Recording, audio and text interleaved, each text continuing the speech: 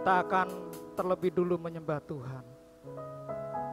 Kita akan berdoa terlebih dahulu.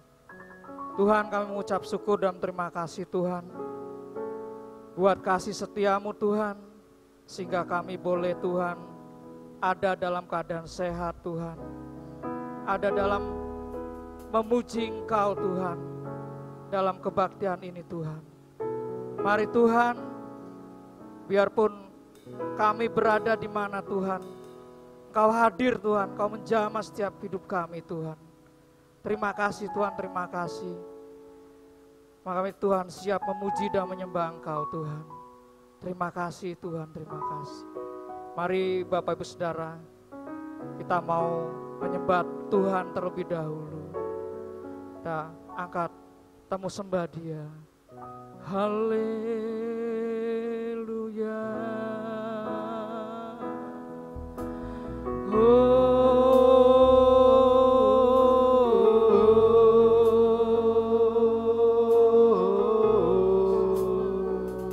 Terima kasih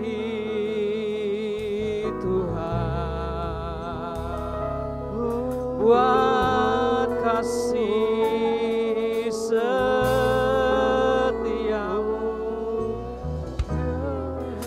dalam hidup kami Tuhan. Haleluya.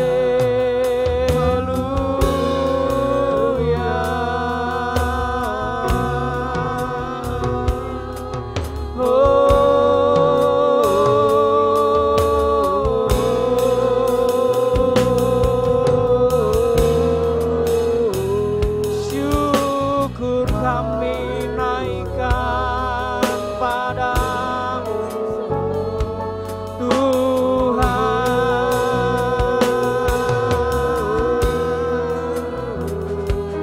Haleluya.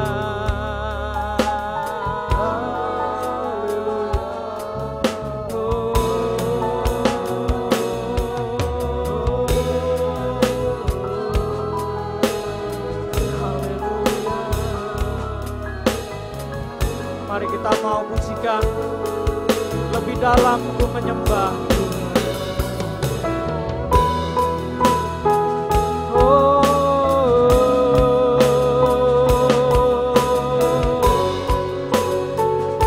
Haleluya. Katakan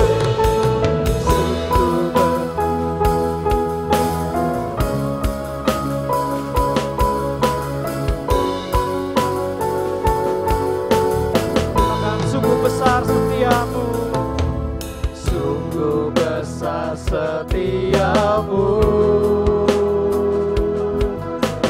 nyata di sepanjang hidupku. Darahmu telah layakkan kehidupanku. Tiada kata yang tiada kata yang bisa lukiskan indahnya Kau Tuhan. Bagimu segala pujian dan kemuliaan. Kami tinggikan Kau Tuhan. Ku tinggikan Engkau Tuhan, melebihi segalanya.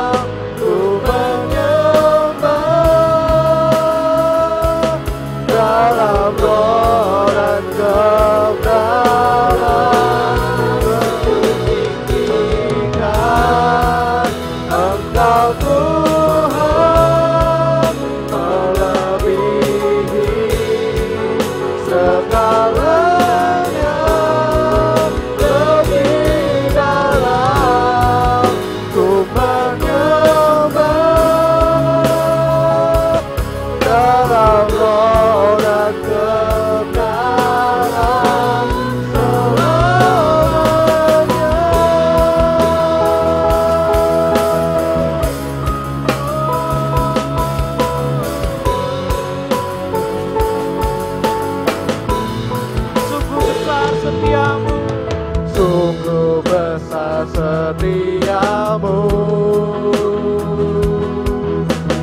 nyata di sepanjang hidupku.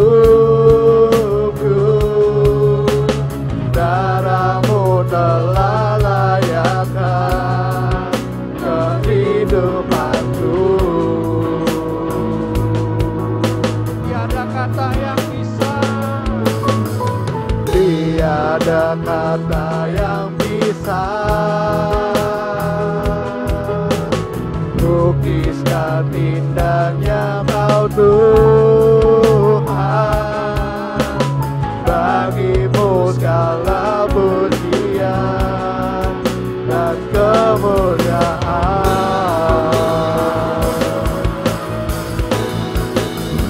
Tinggikan Engkau Tuhan melebihi segalanya, lebih dalam ku menyembah dalam roh dan kebenaran. Ku tinggikan Engkau Tuhan melebihi segalanya, lebih dalam ku menyembah dalam roh dan kebenaran.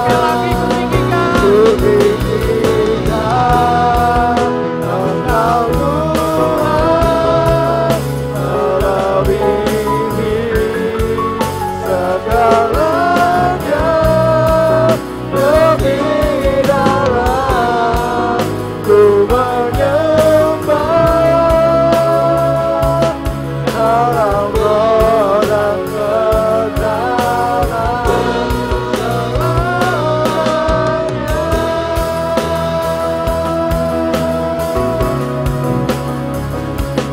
Dalam roh dan kebenaran,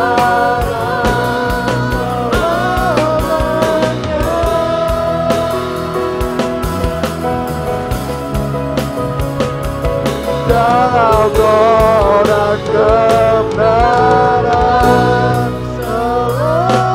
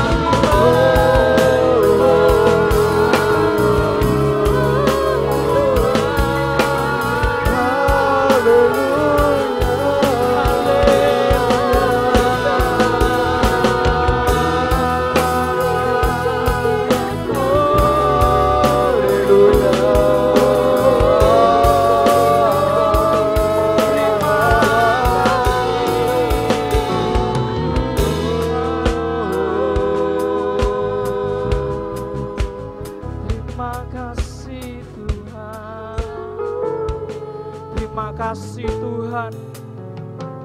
Sungguh besar setiamu dalam kehidupan kami Tuhan. Sebentar kami akan melanjutkan puji-pujian kami Tuhan. Biarlah Tuhan kami mau bersorak-sorai demi nama-Mu saja Tuhan. Terima kasih Tuhan. Ya di dalam nama Tuhan Yesus. Haleluya. Amin. Mari kita akan melanjutkan pujian kita yang kedua. Berjalan bersamamu.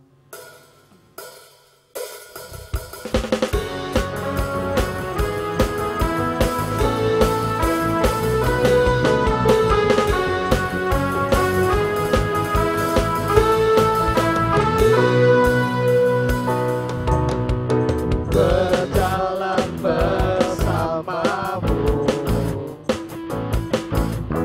tak akan ku gentar.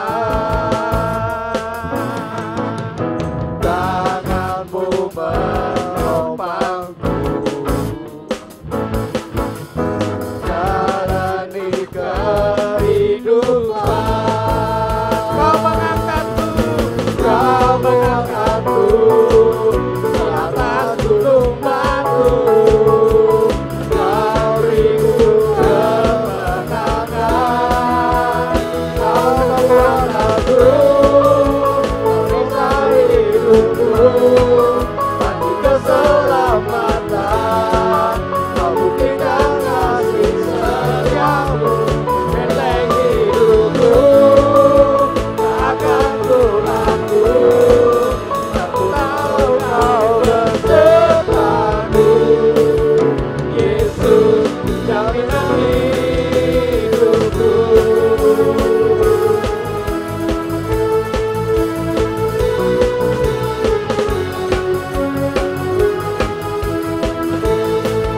berjalan bersamamu. Berjalan bersamamu, tak akan ku gentar. Tanganmu menopangku, jalani kehidupan. Kau mengangkatku ke atas gunung batu. Kau beriku kemenangan. Kau kekuatanku, menopang hidupku, bagi keselamatan. Kau buktikan kasih setiamu, benteng hidupku. Akan bertakut, takut kau besertaku. Yesus, jaminan hidupku. Kau kekuatanku, tanpa takut, bagi keselamatan. Kau buktikan kasih setiamu, benteng hidupku. Akan ku takut, aku tahu kau besertaku. Yesus, jaminan hidupku. Kau kekuatanku, menopang hidupku, bagi keselamatan. Kau buktikan kasih setiamu, benteng hidupku. Akan bertakut, aku tahu kau besertaku. Yesus, jaminan hidupku.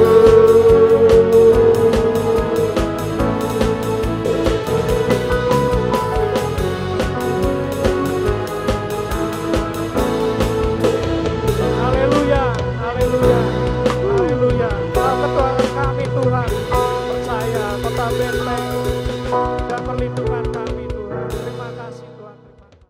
Mari kita akan melanjutkan pujian kita nomor 3, besarkan nama Tuhan. Mari kita mau besarkan Dia, karena Dia telah memberi kita keselamatan. Mari kita pujikan, besarkan nama Tuhan.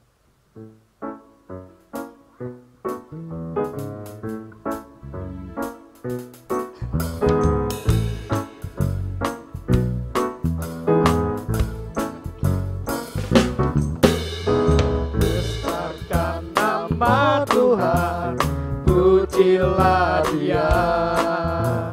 Kemurahan-Nya besar, tiada ternilai. Aku tak dapat balas besar kasih-Nya. Oh, muliakanlah nama-Nya. Besarkan nama Tuhan, pujilah Dia. Kemurahan-Nya besar, tiada ternilai. Aku tak dapat balas besar kasih-Nya. Oh,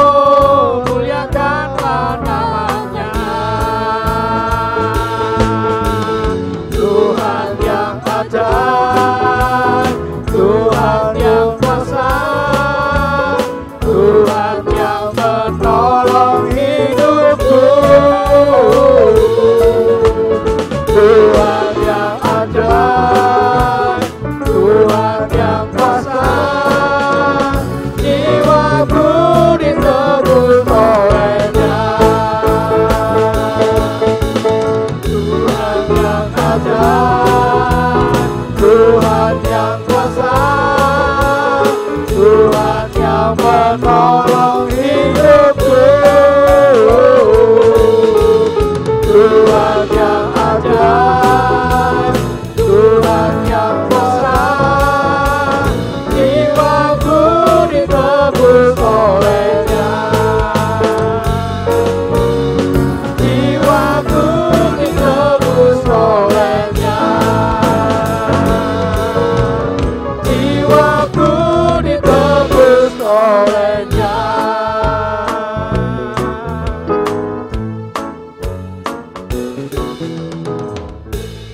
Haleluya. Kita akan melanjutkan pujian kita nomor 4. Kita mau persiapkan hati kita untuk kita sebentar mendengarkan kebenaran firman Tuhan. Mari kita mau pujikan kuasa-Mu terlebih besar. Haleluya.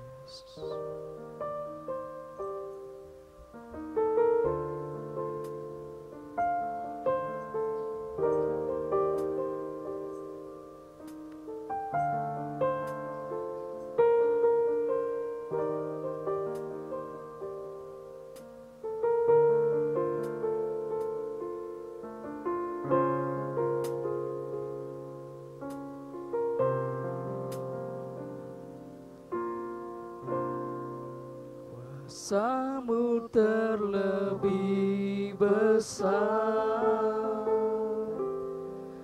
Tuhanku terlebih besar. Tak pernah terlambat janji-Mu ya Tuhan, penolong hidupku. Kuasa-Mu terlebih besar, Tuhanku terlebih besar. Tak pernah terlambat janji-Mu ya Tuhan, pulihkan hidupku.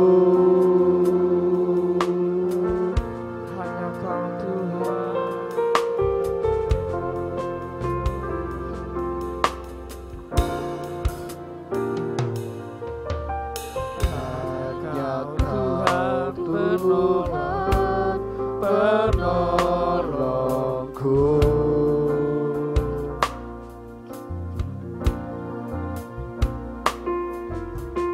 yang selalu setia bersamaku.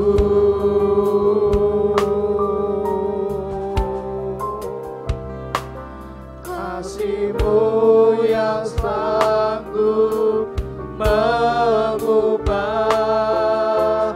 kehidupanku. Sungguh ku berserah, sungguh ku percaya, kuasa-Mu terlebih besar. Tuhanku terlebih besar. Tak pernah terlambat janji-Mu ya Tuhan, menolong hidupku. Kuasa-Mu terlebih besar, Tuhanku terlebih besar. Tak pernah terlambat janji-Mu ya Tuhan, pulihkan hidupku.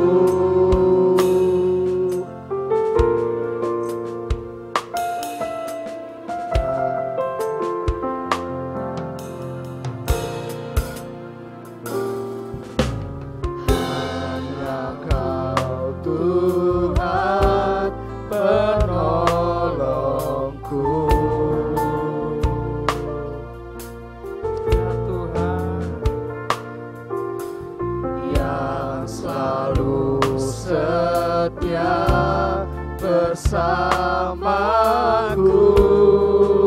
Amin. Kasih-Mu yang sanggup mengubah kehidupanku.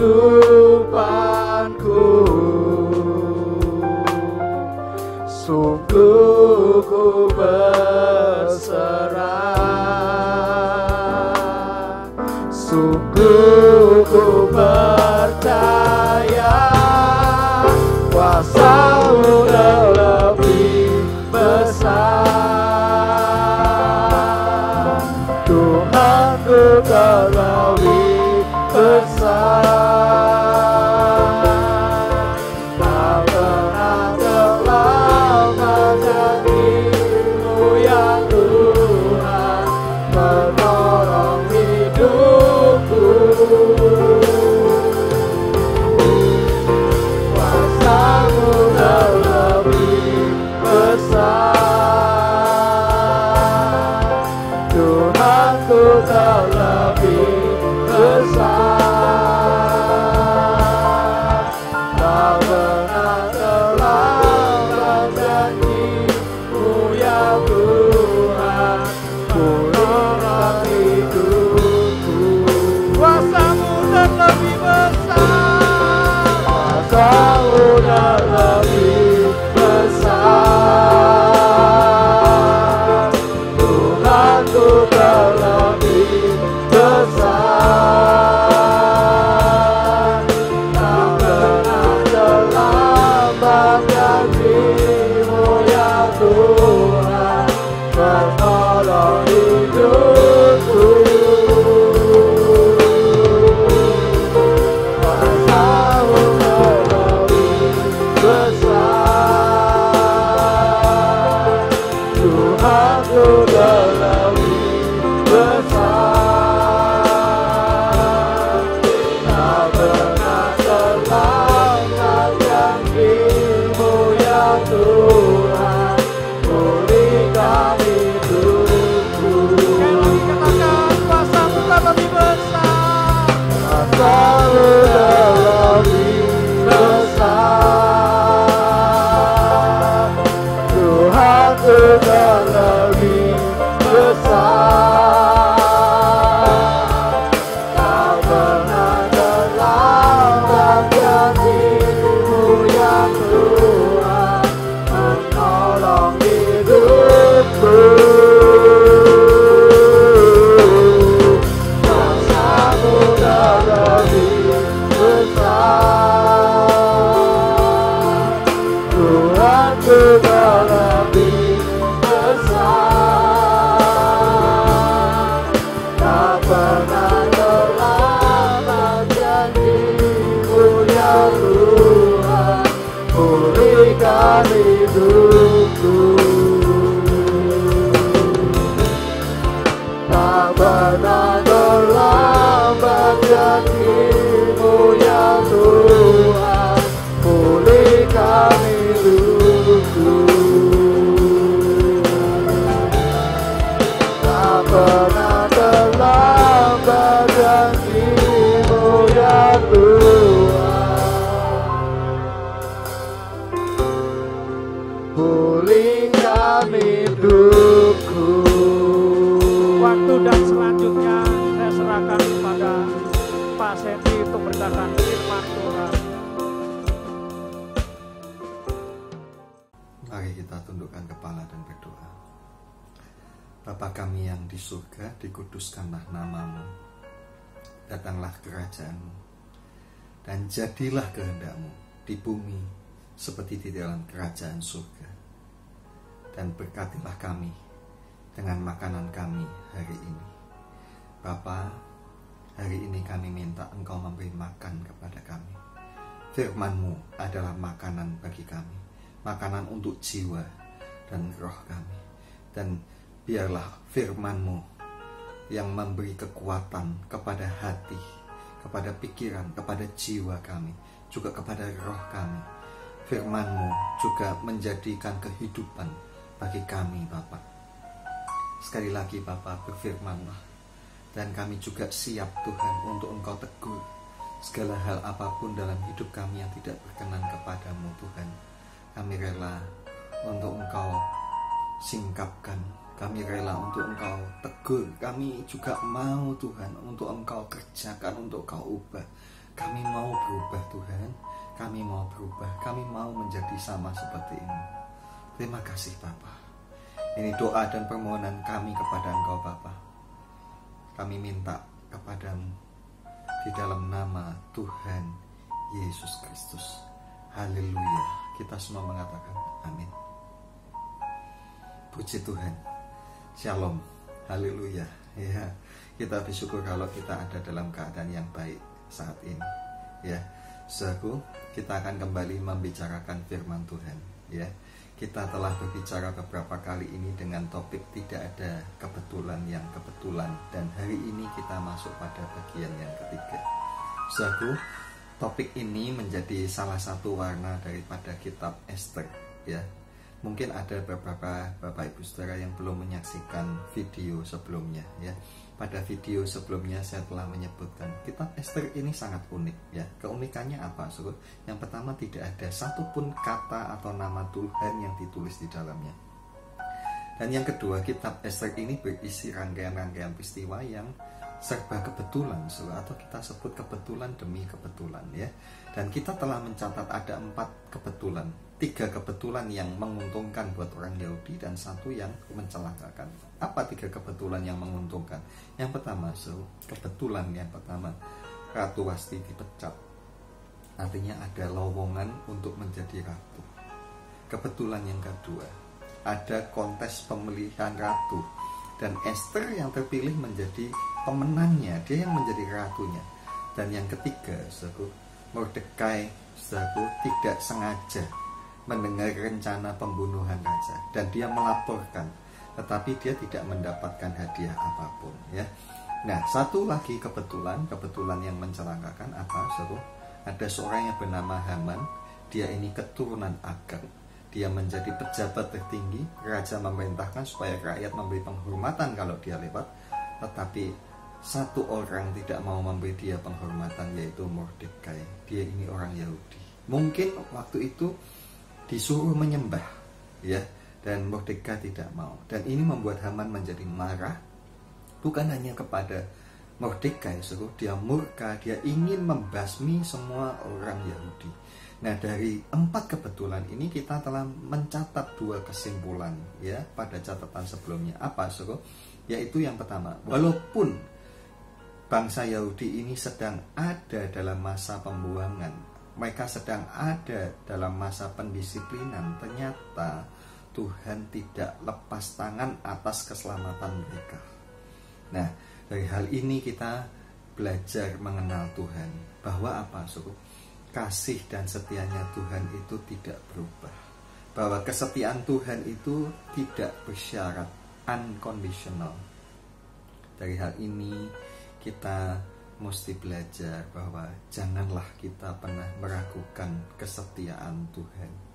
Saudaraku, seburuk apapun keadaanmu, Tuhan tidak akan lepas tangan. Engkau mesti percaya Tuhan itu setia, dan engkau itu anaknya. Percaya Tuhan tidak akan lepas tangan untuk hidupmu.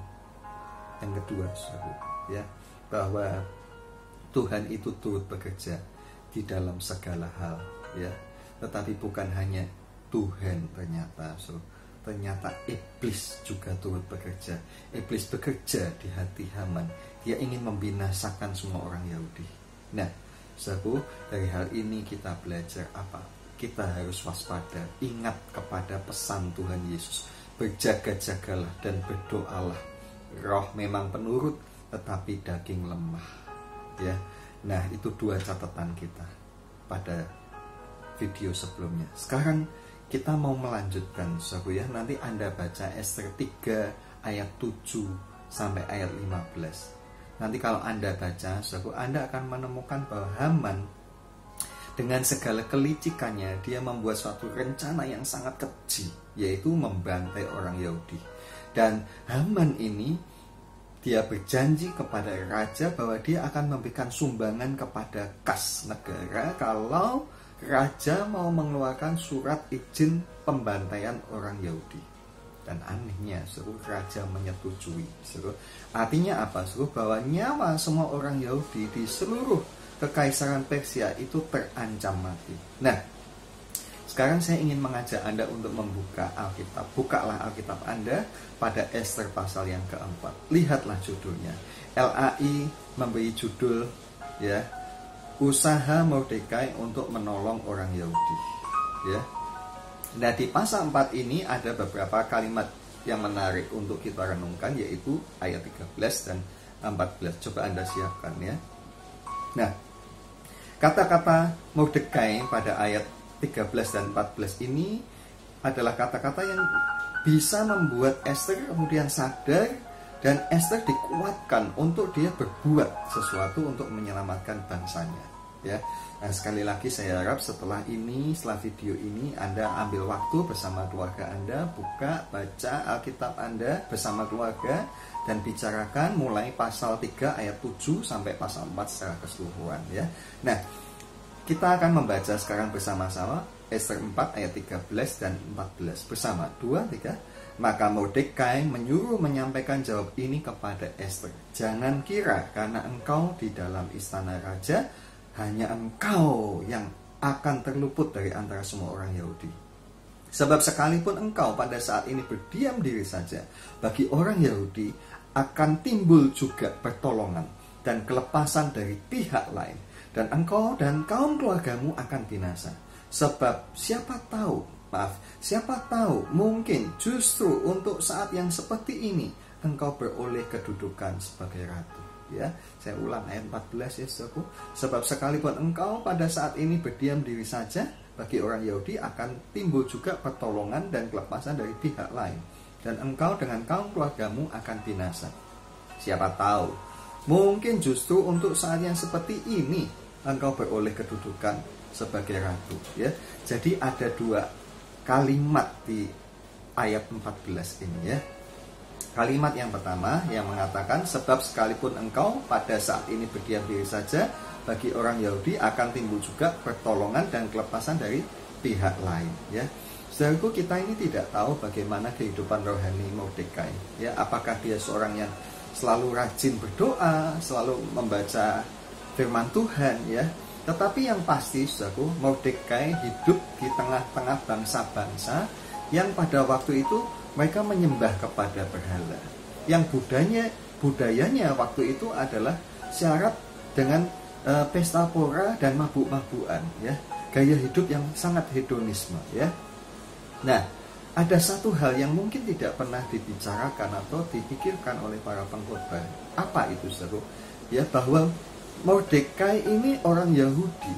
Bagaimana Mordekai yang seorang Yahudi mengizinkan, bahkan mendorong Ester yang dia besarkan sebagai anak, dia izinkan, dia dorong untuk mengikuti kontes menjadi ratu, menjadi permaisuri, istri raja yang menyembah kepada berhala. Bagaimana mungkin? Ya, tapi itu yang terjadi. Dan kenapa juga ini diizinkan oleh Tuhan, ya? Nah, semua ini adalah pertanyaan-pertanyaan yang harus kita belajar bersama-sama untuk mencari jawabannya, saudara, ya. Nah, tapi saya ingin mengajak begini, saudara, ya. Kita lihat Mordekai dulu, ya. Mordekai ini punya keyakinan yang sangat teguh, ya. Keyakinannya sangat kuat bahwa bangsanya pasti akan selamat. Walaupun ada ancaman seperti tadi, dia percaya bahwa bangsanya pasti akan selamat. Tuhan pasti melindungi mereka. Walaupun andai kata Ester tidak berbuat apa-apa, dia percaya Tuhan pasti akan menyelamatkan bangsanya. Tidak tahu bagaimana caranya, pokoknya dia yakin aja, ya. Nah, dari hal ini, Bapak Ibu Saudara, saya ingin mengajak Anda sekalian untuk juga seperti Mordekai, ya. Milikilah keyakinan yang teguh, milikilah keyakinan yang kuat kepada Tuhan, dan letakkanlah pengharapan kita itu hanya kepada Tuhan saja, ya.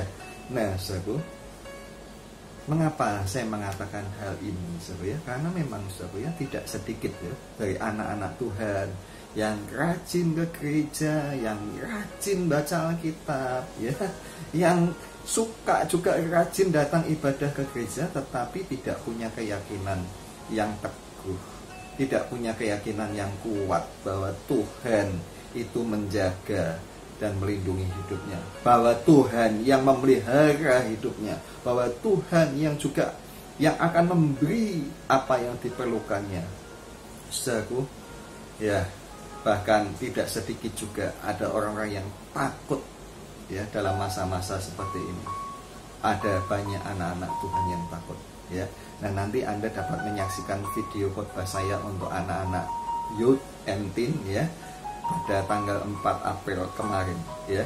Di sana saya menyampaikan dengan topik ya, jangan takut ya. Nanti Anda bisa saksikan. Nah, kembali saudara, kita mungkin pernah mengalami suatu masalah ya, dan di benak hati kita itu ada pikiran, ada rencana untuk minta tolong kepada seseorang.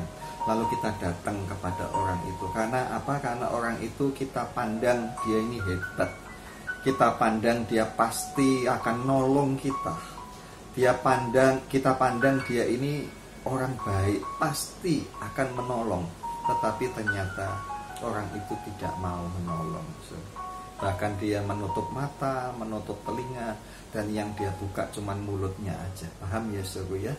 Nah saudara, nah, kemudian kita kecewa kepada orang itu. Kita kemudian mungkin putus asa, sedih, stres, depresi. Ya, saudaraku, kalau itu terjadi artinya kita itu lupa bahwa pengharapan kita mestinya bukan pada orang itu, tapi pengharapan kita mestinya kepada Tuhan. Ya, dan bahwa Tuhan pasti bisa menolong kita. Apalagi kita ini anak-anaknya, saudara ya. Ya. Kita mesti percaya Tuhan tidak akan diam. Tuhan pasti akan menolong ya.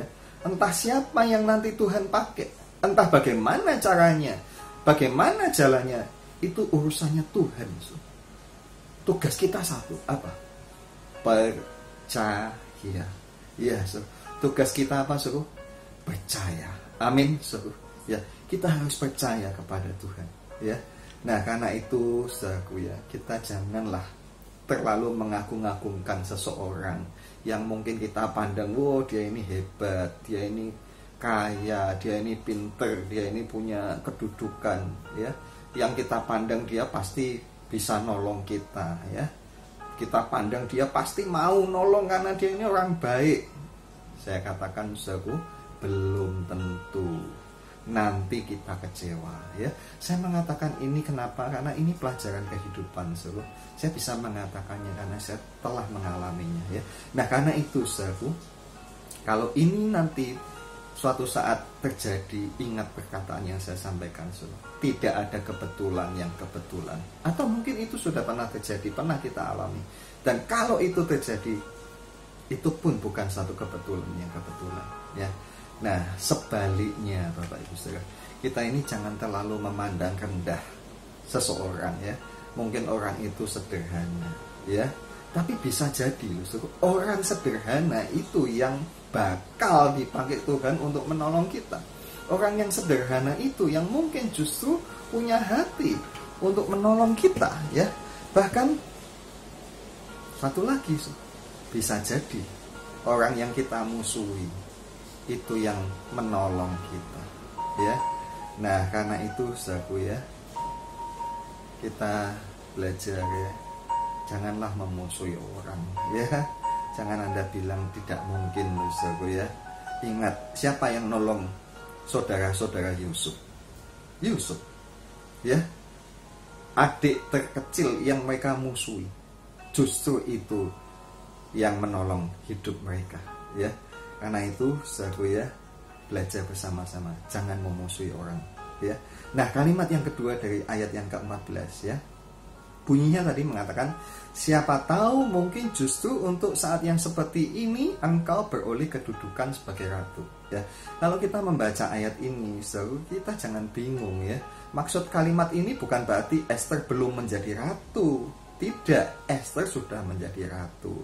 Karena itu saya sarankan ya, tambahkanlah di Alkitab Anda ya pada kata ini ya, itu tambahkanlah akhiran lah. Jadi bunyinya begini, siapa tahu mungkin justru untuk saat seperti inilah engkau beroleh kedudukan sebagai ratu ya. Nah, melalui kalimat yang Mordekai sampaikan ini ya, Esther kemudian sadar ya bahwa pasti bukan kebetulan kalau sekarang ya Esther menjadi ratu ya. Mungkin memang ini maksud Tuhan supaya apa? Supaya Esther dapat menyelamatkan bangsanya ya. Dan Mordekai mengatakan hal itu kepada Esther ya. Seolah-olah Esther Mordekai mau berkata kepada Esther, engkau menjadi ratu itu bukan kebetulan. Engkau menjadi ratu bukan hanya supaya derajatmu menjadi tinggi, derajatmu naik, hidupmu enak, ya, engkau hidup dengan penuh kemewahan, hidupmu nyaman, ya, engkau bisa senang-senang, engkau bisa nyaman hidupmu, ya, selamat hidupmu sendiri, tidak. Dan Esther pun sadar, ya. Nah, dari hal ini saya juga, ya, ingin berkata kepada Anda, ya, sama seperti Mordekai berkata kepada Esther, ya, saudaraku, ya, khususnya kepada Anda yang mungkin saat ini Anda itu, ya, termasuk orang yang sedang beruntung, ya, di mana keadaan Anda itu baik, ya, rezekimu melimpah, ya, tidak ada persoalan yang berarti di dalam hidupmu, keadaanmu baik-baik saja, ya. Saudaraku, kepada Anda, ya, janganlah engkau mengira bahwa semuanya Tuhan berikan itu tanpa tujuan. Ya, topiknya apa, Saudara? Tidak ada kebetulan yang kebetulan, ya. Jangan mengira kalau keadaanmu yang baik itu tanpa tujuan, ya. Pasti ada maksudnya, ya. Lalu mungkin Anda bertanya, terus saya mesti bagaimana, Pak? Nah, coba, Saudara, saya mengajak Anda melihat sekeliling Anda. Pertama-tama lihatlah saudara kandung, ya, bagaimana keadaan mereka. Mungkin family, bagaimana keadaan mereka. Ya, kemudian Anda coba lihat saudara-saudara kita seiman ini di gereja kita, atau mungkin yang ada di gereja lain yang kita kenal, teman kita, ya. Mungkin engkau tahu keadaan mereka saat ini sedang tidak baik. Mereka sedang dalam keadaan yang buruk, ya. Jangan diam saja. Kalau kita diam saja, kita keliru, ya. Apa, Saudara? Kenapa keliru? Ya, sebab kita, sebab saya, sebab Anda, kita harus menjadi berkat, ya. Nah, bila Anda percaya hal ini, lakukanlah, lakukanlah segera dan jangan tunda-tunda, ya. Amin, saudaraku, ya. Nah, saudaraku, saya tidak akan mengulang pokok-pokok tadi. Bila kurang jelas, nanti Anda putar ulang, ya. Nah, saya ingin mengajak Anda untuk berdoa, ya. Mari kita berdoa. Bapa kami yang di surga, terima kasih buat firman-Mu. Terima kasih buat perkataan-Mu. Dan saat ini Tuhan, hamba meminta supaya Tuhan menolong kepada kami semua, Tuhan. Tuhan, ajarlah kami untuk percaya bahwa Engkau adalah perlindungan kami, bahwa Engkaulah pemelihara hidup kami, bahwa kami ini biji mata-Mu, dan bahwa pertolongan kami datangnya daripada Tuhan. Entah bagaimana caranya, entah siapa yang Tuhan pakai, itu bukan urusan kami. Tugas kami adalah percaya. Dan Tuhan, tolong kami yang saat ini kurang percaya, atau bahkan kami yang tidak percaya ini, Tuhan, tolong kepada kami. Buatlah kami percaya. Melalui firman-Mu ini, Tuhan, Engkau membuat kami menjadi percaya kepada kasih setia-Mu.